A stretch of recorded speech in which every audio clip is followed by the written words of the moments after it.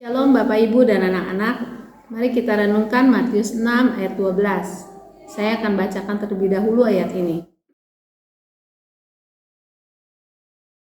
Dan ampunilah kami akan kesalahan kami, seperti kami juga mengampuni orang yang bersalah pada kami.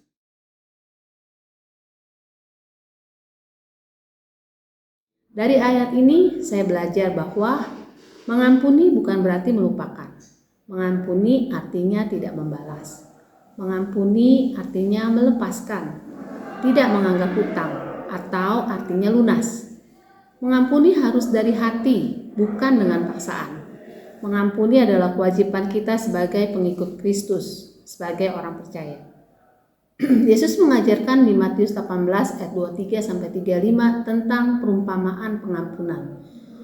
Di ayat ini Yesus menceritakan tentang seorang hamba yang berutang 10.000 talenta. Tetapi karena orang itu tidak mampu melunasi hutangnya, maka raja memberi pengampunan dengan menghapus hutangnya. Tetapi bagaimana dengan hamba yang sudah mendapatkan pengampunan itu ketika dia bertemu dengan hamba yang lain yang mempunyai hutang hanya 100 dinar saja? Ia malah menangkap dan menyekik hamba itu, katanya, "Bayar hutangmu." Ketika hamba lain itu memohon, sama seperti dia memohon kepada tuannya, tapi ia menolak, malah menyerahkan kawannya itu ke dalam penjara sampai dilunasi hutangnya. Melihat ini teman-teman yang lain sedih dan menyampaikan hal ini kepada tuannya. Maka marahlah tuan itu dan menyerahkan hamba yang sudah dibebaskan dari hutangnya kepada algojo-algojo sampai ia melunaskan juga hutangnya. Raja di dalam cerita tersebut melambangkan Allah, dan hamba yang berhutang adalah manusia yang berdosa.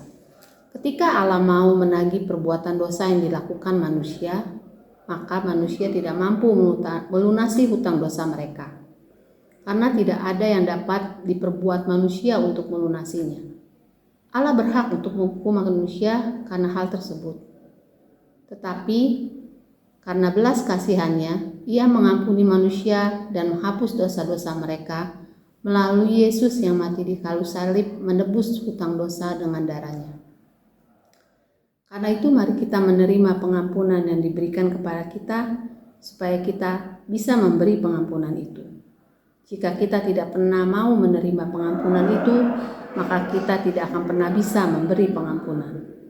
Kita dapat belajar, kita telah menerima pengampunan dari pengorbanan yang diberikan Tuhan Yesus dengan darahnya kepada kita. Maka kita sudah sepatutnya harus atau wajib memberikan pengampunan juga kepada siapapun. Di ayat 14 dan 15, karena jika kamu mengampuni kesalahan orang, Bapakmu yang di sorga akan mengampuni kamu juga. Tetapi jika kamu tidak mengampuni orang, Bapakmu juga tidak akan mengampuni kesalahanmu. Matius 6 ayat 12 ini merupakan doa yang diajarkan Tuhan Yesus sendiri, yaitu doa Bapa kami. Artinya, Tuhan sendiri mengajarkan kepada kita untuk menghampiri Dia, datang ke hadiratnya dengan hati yang bersih, bebas dari kemarahan, kejengkelan, kepahitan, kebencian, apalagi dendam, yaitu dengan cara mengampuni. Dibutuhkan kasih yang luar biasa untuk kita bisa mengampuni. Tetapi jika kita sudah menerima dan merasakan kasih Allah dalam hidup kita, maka kita akan dimampukan untuk bisa mengampuni.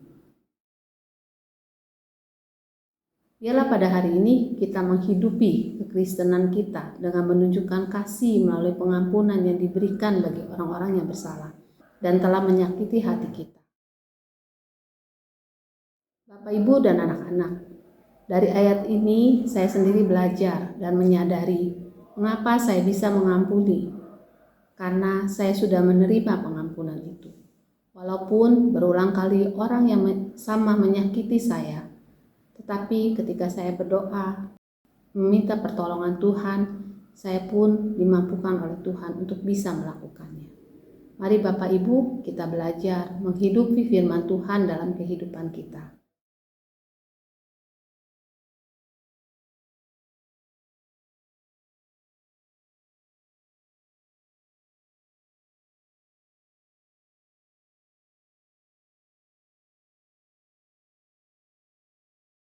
Tuhan Yesus memberkati. Amin.